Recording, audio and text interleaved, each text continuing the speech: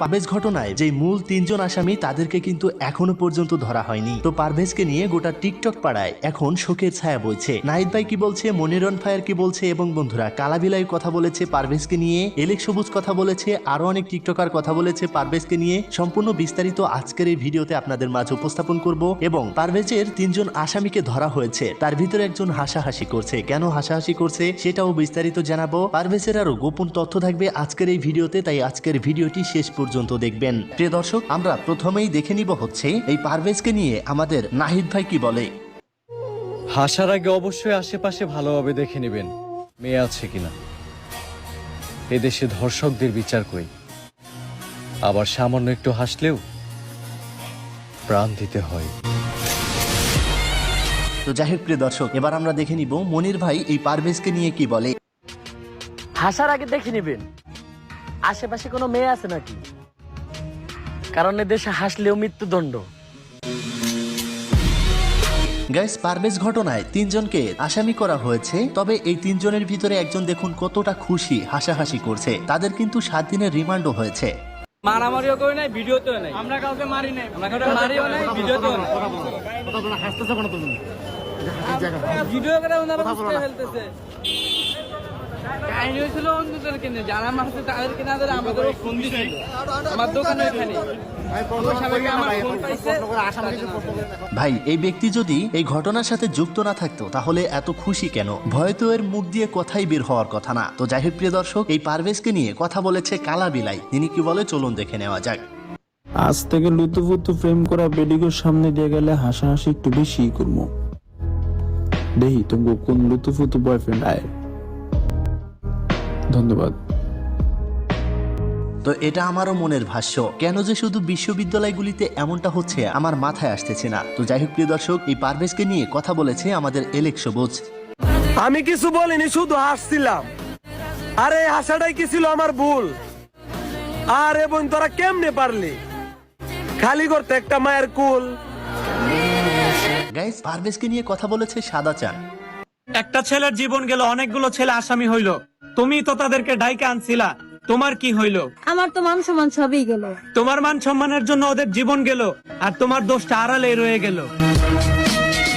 তো যাই হোক প্রিয় দর্শক, এবার আসি হচ্ছে আপডেটে। গাইস, পারভেজের মা পারভেজের রুমটা সবাইকে দেখাচ্ছিল। হয়ে গেছে আমার বাবার, এই যে খালি সব কাপড় চোপড় হয়ে গেছে, সবটি অর্ড পরা আমার বাবার কাপড়। বাবা খুব খুশি, আমার বাবা খুব পরিষ্কার, আমার বাবার লাইন পরিষ্কার, আমি ওইরকম। আমার বাবা কোনো কাছে দেখতেছে না গো, এই বাবা গেলা থাকবো আমার। একজন মায়ের আর্তনাদ। তো প্রিয় দর্শক, মায়ের কথা যেহেতু বললাম, এই মাকে নিয়ে অসাধারণ একটি ভিডিও বানিয়েছে ওমরন ফায়ার, যেটিতে টিকটকে ট্রেন্ড করেছে। একদিনে 9 মিলিয়ন ভিউ এবং 1.3 মিলিয়ন লাইক হয়ে গিয়েছে।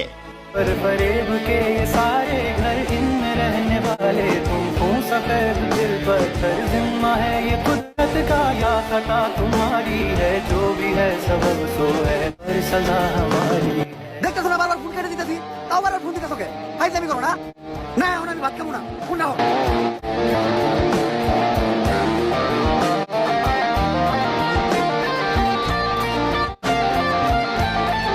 ভাইয়া, আমার না বাবা মা কেউ নাই, 2 দিন হলো আমি কিছু খাই নাই, আমার কিছু খাইতে দিবেন?